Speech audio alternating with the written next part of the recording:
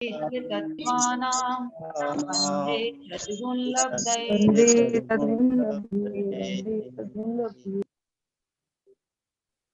अब 7वें अध्याय की चर्चा चल रही है। 6वें अध्याय में बहुत कुछ विस्तार से हमने और आपने आश्रव संबंधी चर्चा जानी। अब आश्रव तत्व की चर्चा ही और आगे बढ़ रही है और यहाँ पर जो बताया जा रहा है, इस 7वें अध्याय में जो कुछ भी बताया जाएगा वो हमारे और आपके द्वारा जो होने वाली शुभ क्रियाएं हैं, उन शुभ क्रियाओं के बारे में ही बताया जाएगा। तो सबसे पहले शुभ क्रियाओं के करने के लिए जो पाप की क्रियाएं हैं, उन पाप की क्रियाओं का सर्वथा त्याग करना है। अब सर्वथा त्याग करने का मतलब है कि एक देश भी त्याग कर सकते और सर्वदेश भी त्याग कर सकते। तो वे 5 पाप जो मोटे मोटे हैं, उन 5 पापों के नाम आपके बीच में रख के जा रहे हैं।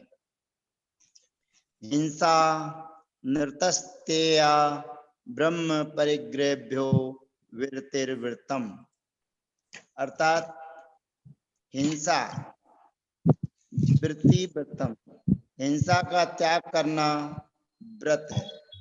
अनर्थ वृत्ति व्रतम, झूठ का त्याग करना व्रत है। स्तेय वृत्ति व्रतम, स्तेय का त्याग, चोरी का त्याग करना व्रत। अब्रह्म वृत्ति व्रतम, कुशील का त्याग करना व्रत है। और परिग्रह वृत्ति व्रतम, और परिग्रह का त्याग करना व्रत है।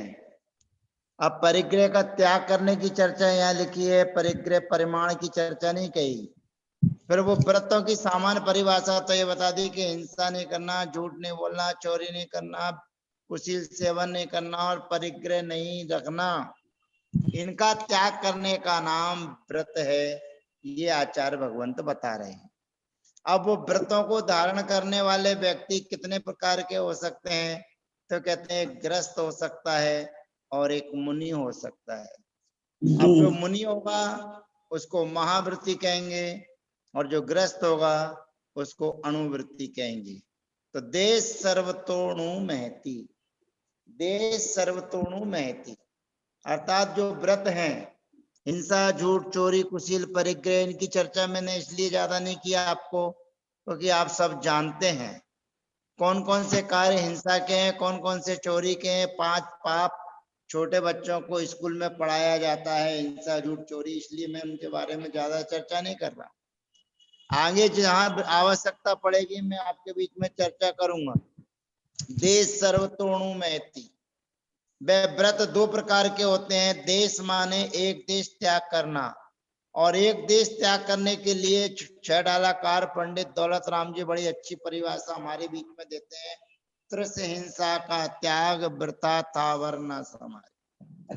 तो बड़ी प्यारी परिभाषा उन्होंने दे दी कि त्रिस हिंसा का तो त्याग कर दीजिए और व्यर्थ में निष्प्रयोजनीय स्थावर जीवों का भी घात नहीं कीजिए। आपको आवश्यकता है उसमें आप संकोच विस्तार रखिए।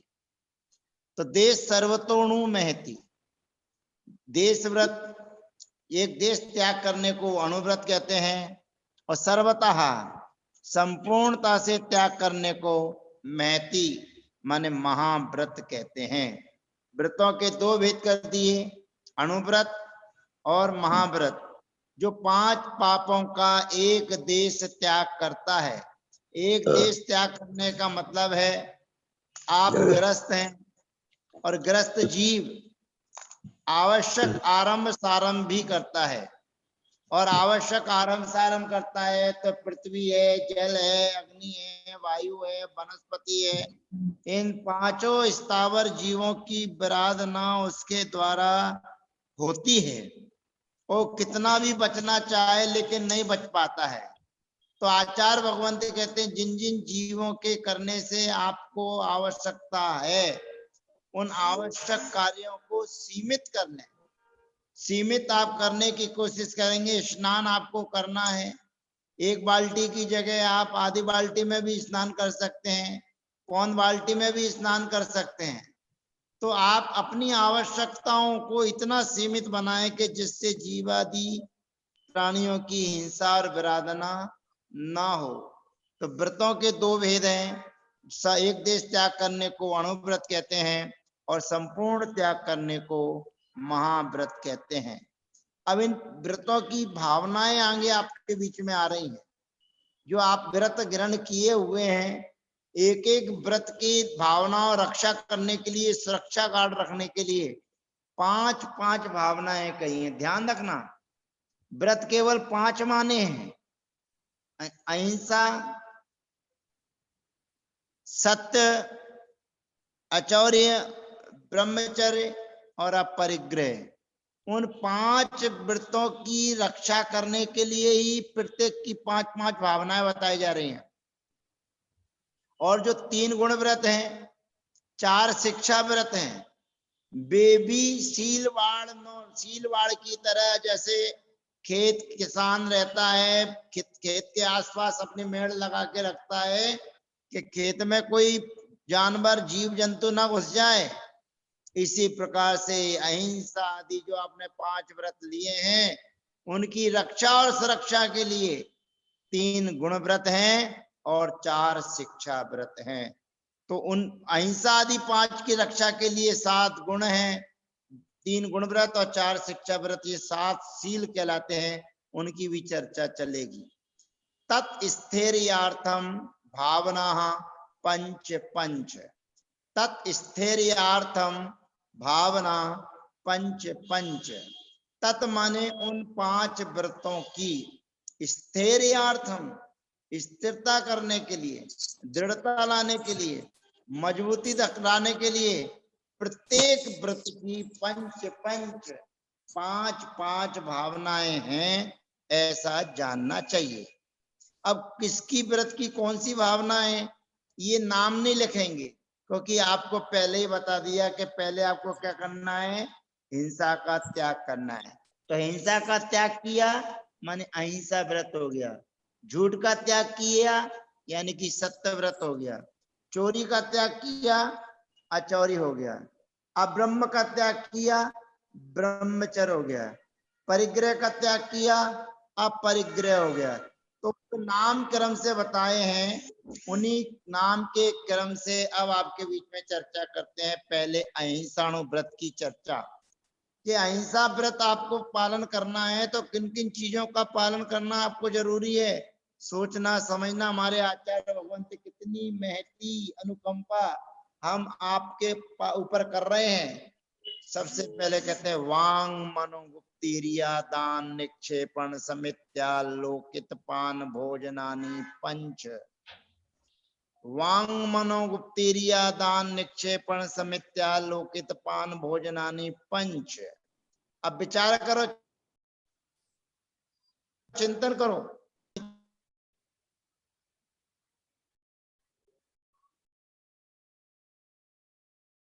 दो समिति और 2 गुप्तियों का पालन जिसको हो सकता है वही अहिंसा व्रत का पालन कर सकता है, अहिंसा व्रत का पालन कर सकता है। विचार करना, चिंतन करना।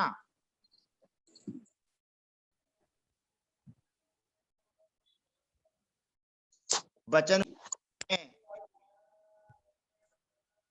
अन्यथा आपकी प्रवृत्ति नहीं है तो ही आप अहिंसा व्रतों का पालन कर सकते हैं। सबसे पहले वांग गुप्ति, वचन गुप्ति आपकी पहले होना चाहिए। आपको जितनी आवश्यकता है उतनी ही आपको वार्तालाप करना चाहिए। अनर्गल बोलने वाले वाचाल व्यक्ति कभी भी अहिंसा धर्म का संदेश अपनी चर्या के माध्यम से नहीं पहुंचा सकते।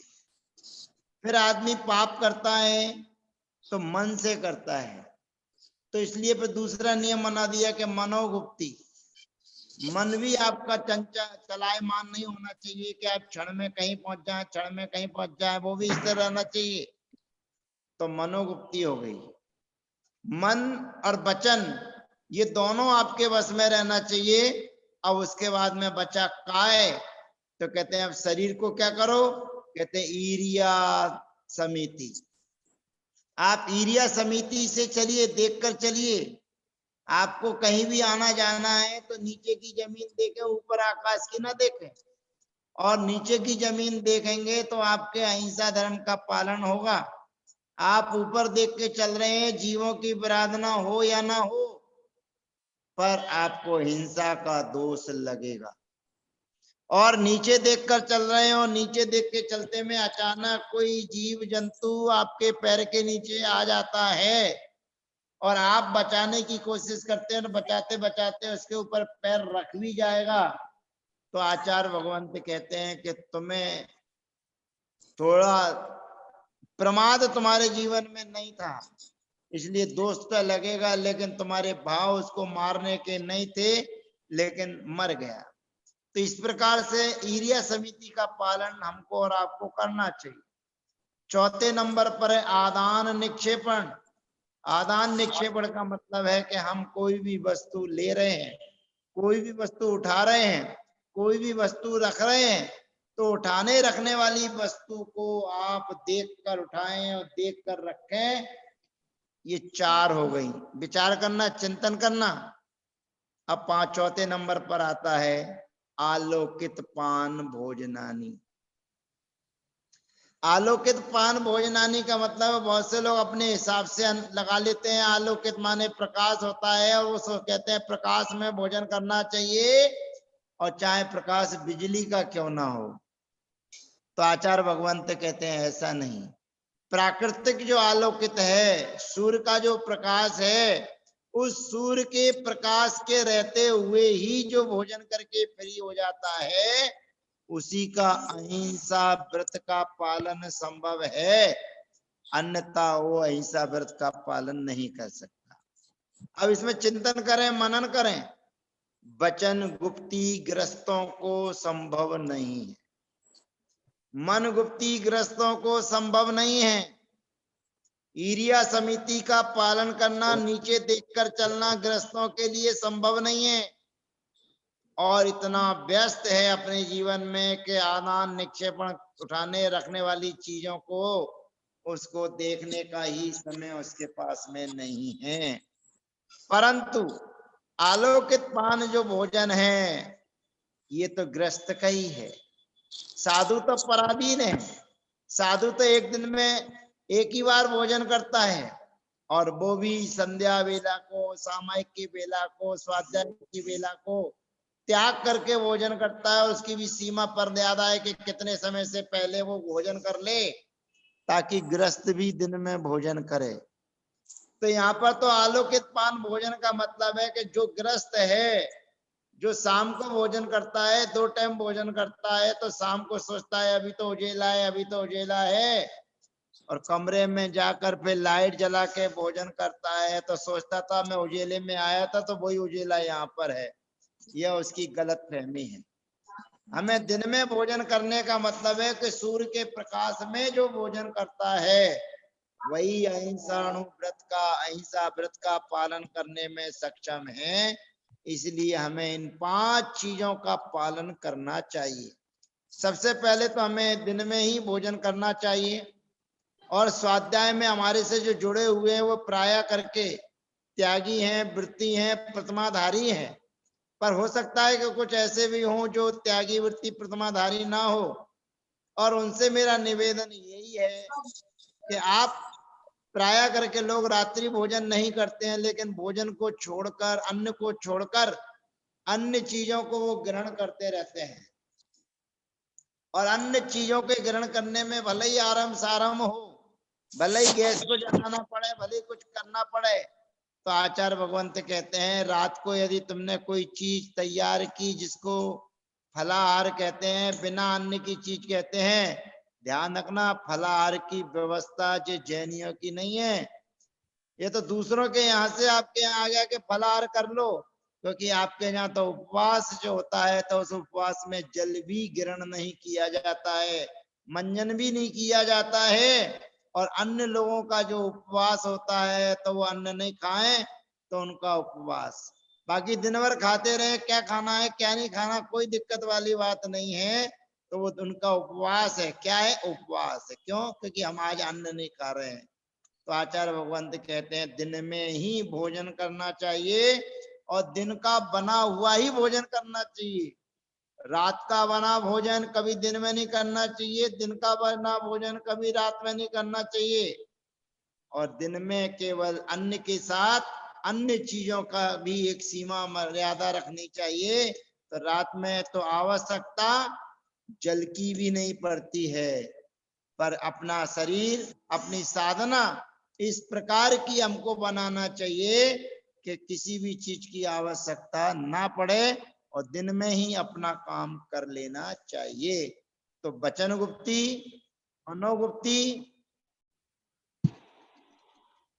ईर्ष्या समिति और आदान निक्षेपण समिति, ये 4 समिति। और वैसे देखा जाए आलोकित पान भोजनानी तो ये ऐसा समिति के अंतर्गत भी आ जाता है।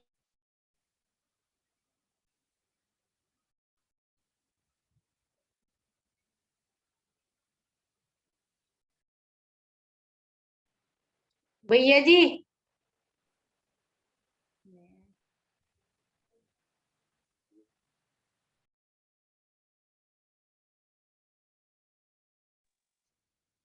भैया जी का नेटवर्क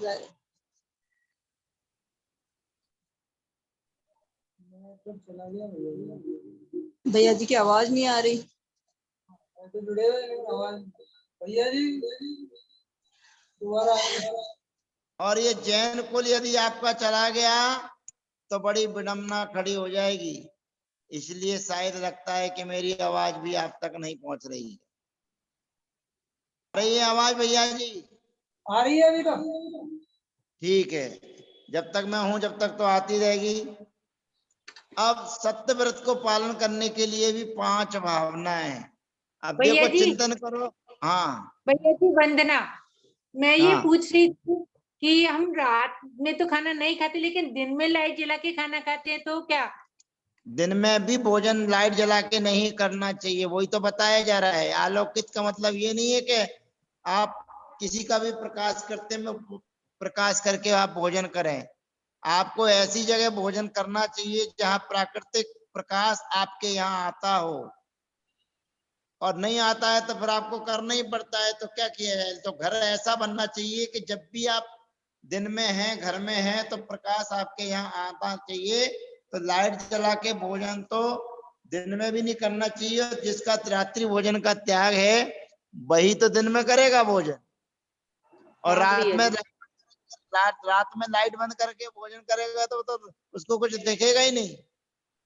तो जहां दिन में अपने घर में प्रकाश नहीं रहता है, प्रकाश का अभाव रहता है, तो वो लाइट जला लेते हैं, पर जलाना नहीं चाहिए। और ऐसे स्थान पर भोजनशाला होना चाहिए, ऐसे स्थान पर हमें बैठना चाहिए कि जहां बाहरी प्रकाश हमें ना करना पड़े और हमारा काम हो जाए।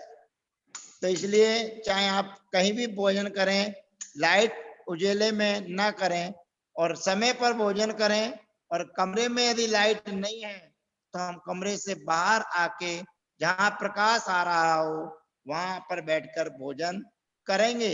ये आपका प्रमाद बताएगा। अगर आप लाइट जला के भोजन कर रहे हैं, इसका मतलब आप प्रमादित हैं कि अब कौन बाहर जाए, कौन बाहर बैठे, यही सब कुछ है। तो ये हमारा प्रमाद बतलाता है, और जहां प्रमाद है वहां नियम से हिंसा होगी। अभी आगे के सूत्रों में बताया जाएगा। क्रोध, ठीक लोभ, है। भीड़, हास्य प्रत्याख्यानान यनुवीची भाषणम च पंच।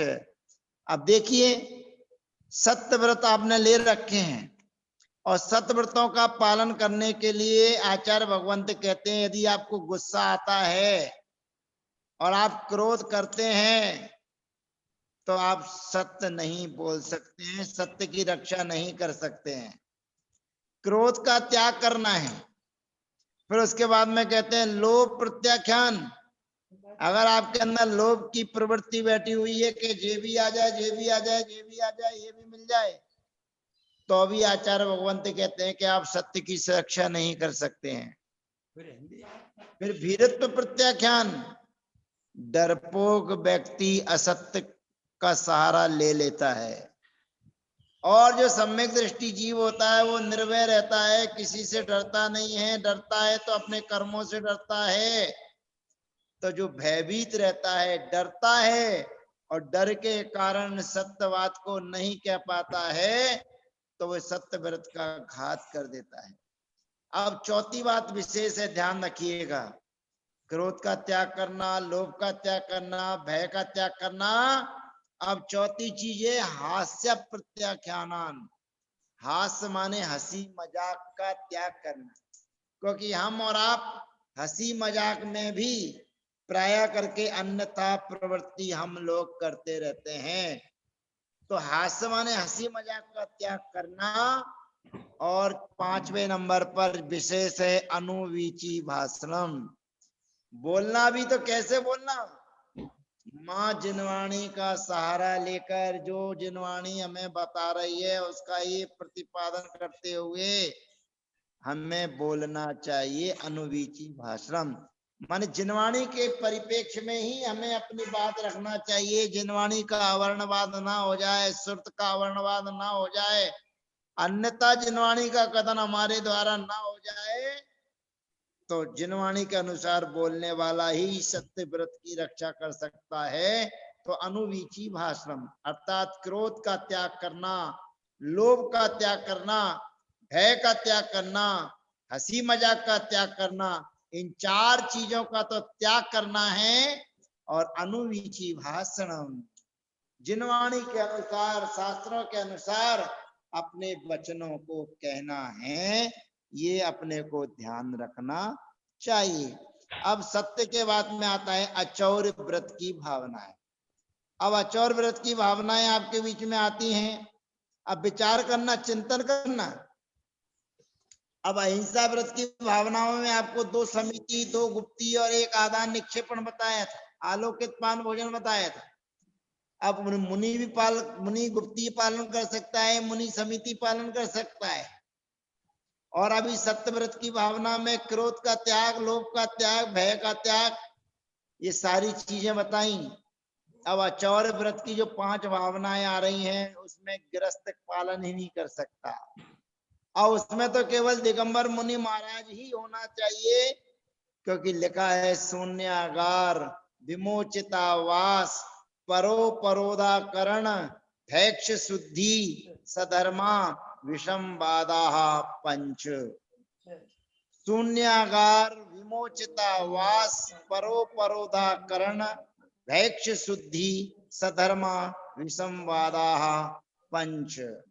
शून्यागार जो शून्य मकान है, अर्थात जो गांव देहातों से लोग अपने अपने घर को छोड़कर चले आए हैं और जिनके शून्य मकान पड़े हैं।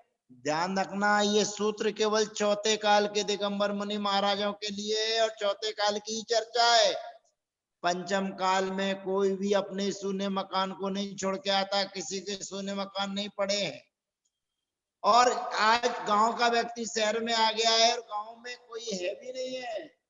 तो शून्यागार उस समय की चर्चा है कि जब जंगल से मुनि महाराज आते थे तो कहीं कोई मिल गया जिसका कोई वारिस नहीं है तो रुक गए। फिर सूने गुफाओं में रह रहे हैं, कोटर में रह रहे हैं, पेड़ के कोटर में रह रहे हैं। और दूसरा है विमोचिता बास, जिन जिन लोगों ने अपने मकान को छोड़ दिया है, छोड़कर अन्य जगह पर चले गए हैं, ऐसे व्यक्तियों के मकान में रहना।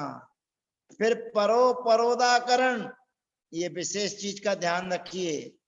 दिगंबर मुनिराज कहीं विराजमान है और वे आहारचर्या के लिए गए, उस समय कोई दूसरे दिगंबर मुनिराज आहार करके या विहार करके वहां पर आके बैठ जाते हैं।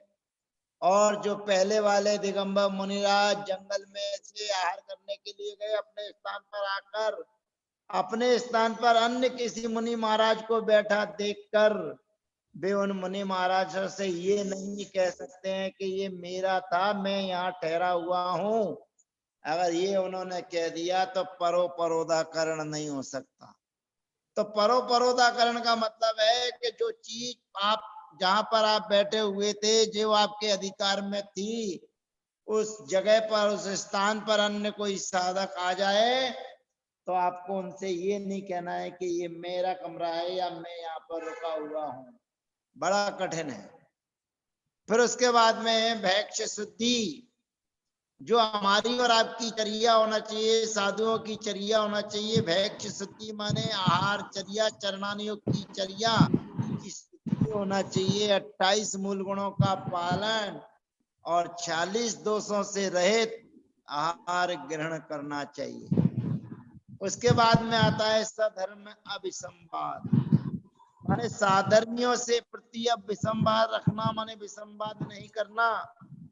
ये जरूर गृहस्थ पालन कर सकता है, पर शून्यागार में गृहस्थ नहीं रह सकता, विमोचितावास में गृहस्थ नहीं रह सकता, परोदाकरण में गृहस्थ नहीं कर सकता, अपने मकान का ताला लगा के जाता है।